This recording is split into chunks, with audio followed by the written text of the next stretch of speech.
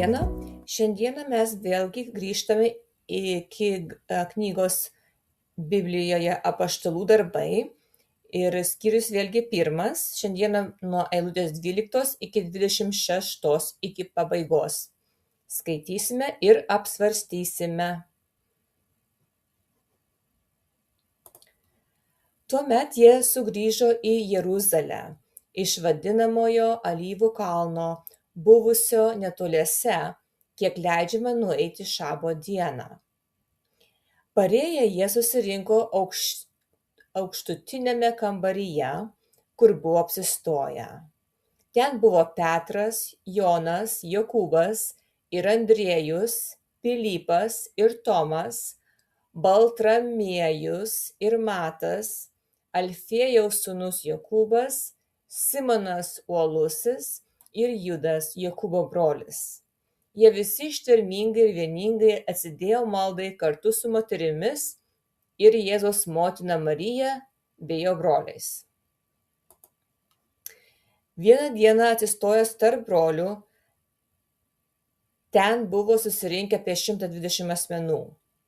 Petras tarė: broliai, turėjo išsipildyti rašto žodžiai, kuriuos šventoji dvasia pranaštingai ištarė Dovydo lūpomis apie Judą, tapusį Jėzaus suėmėjų vadovu. Jis juk buvo mūsų būryje ir turėjo dalį šioje tarnystėje. Bet jis niekšybės kaina įsigijo sklypą, paskui stačia galva puolė žemyn, plyšo pusiau ir visi jo viduriai išėjo.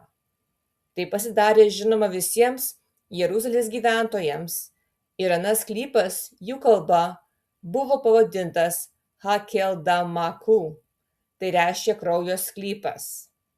Beje, psalmyne parašyta: jo kiemas dykvietė pavirsta ir tegul niekas tenai nebegyvena ir tegul kitas perima jo pareigas.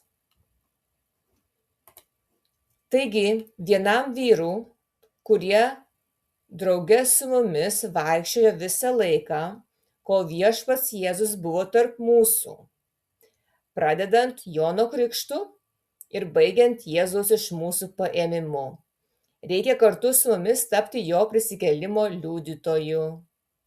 Ir jie pasiūlė du: Juozapą, vadinamą Barsabu, pravardę Justą, ir Motiejų. Paskui meldėsi: tu, viešpatie, kuris visų širdis pažįsti, parodyk, katrą iš šių dviejų pasirenki, kad užimtų tą apaštalo tarnystės vietą, nuo kurios nuklydo Judas, pasukdamas į savo kelią. Tada metė burtus ir burtas krito Motiejui, ir jis buvo priskaitytas prie 11 apaštalų.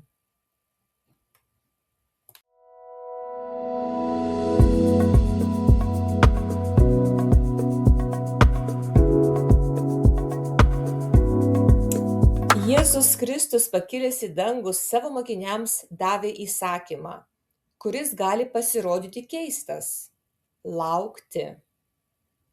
Prieš pradedant skelbti Evangeliją, prieš stebuklus, prieš matomą bažnyčios plėtrą, jiems buvo liepta pasilikti Jeruzalėje ir laukti tėvo pažado.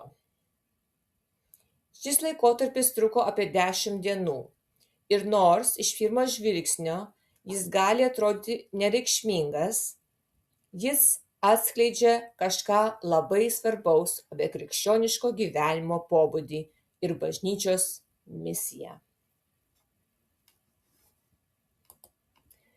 Pirmas dalykas, kuris apibūdino ankstyvąją bažnyčią šio laukimo laikotarpio metu, buvo paklusnumas.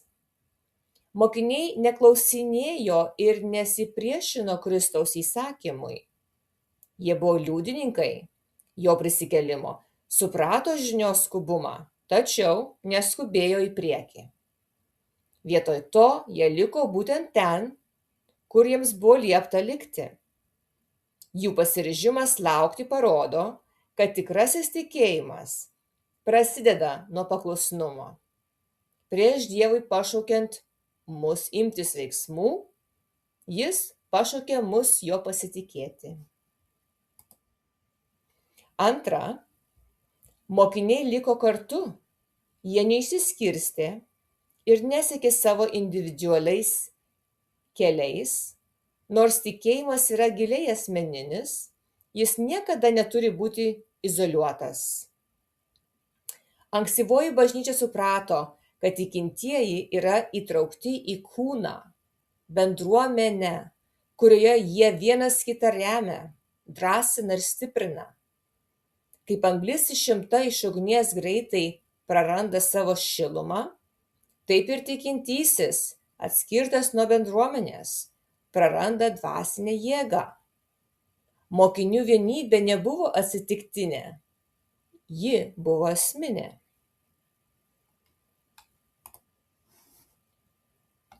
Kitas šį laukimo laikotarpį apibūdinantis bruožas buvo malda. Raštas mums sako, kad jie vieningai laikėsi maldoje ir maldavime. Jie nesėdėjo rankų sudėję, taip pat nebandė savo jėgomis pasiruošti misijai. Vietoj to jie kartu ieškojo Dievo. Malda nebuvo antraeilis dalykas, ji buvo centras. Prieš išliejant šventosios dvasios galią, bažnyčia jau buvo atsiklaupusi. Tai mums primena, kad Dievo darbui visada pirmauja priklausomybė nuo Dievo. Šalia maldos mokiniai taip pat tyrinėjo raštus. Jie stengiasi suprasti, kas įvyko, remdamiesi Dievo žodžiu. Jie nesirėmė emocijomis, spėlionėmis ar žmogiškuoju mąstymu, bet grįžo prie tiesos, apreikštos per pranašus.